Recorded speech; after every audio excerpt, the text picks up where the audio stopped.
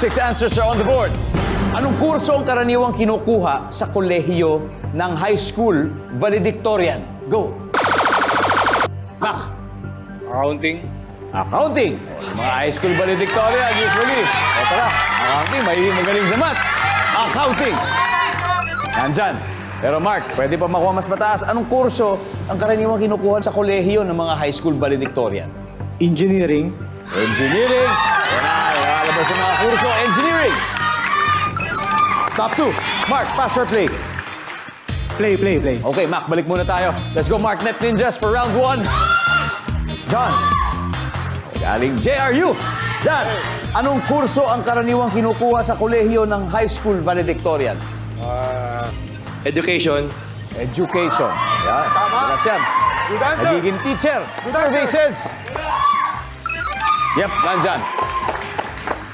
Nicole, anong kurso ang karaniwang kinukuha sa kolehiyo ng high school valedictorian?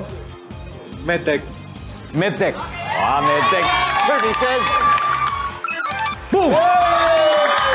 Medtech is a pre-med course. Yeah, pre-med yan. Galing. Ito, Marvin.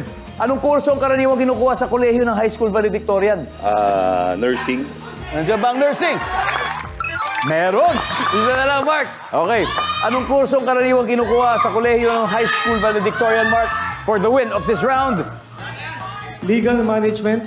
Legal management. O kaya, Good answer. Good answer. maghahanda bago maging abogado. O di ba, legal management. Nandiyan ba yan? Survey says.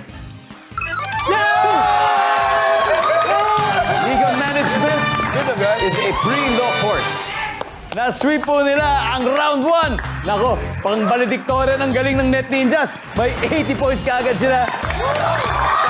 Habang wala, ayan. Ano pa naman, di ba? Kumbaga, nakascore. Pero alam naman natin may second, third, at fourth quarter pa. Getting all your Kapuso shows has never been this affordable. Subscribe to the GMA Pinoy Pack on YouTube TV for only $14.99 a month. Watch GMA Pinoy TV, GMA Live TV, and GMA News TV anytime, anywhere.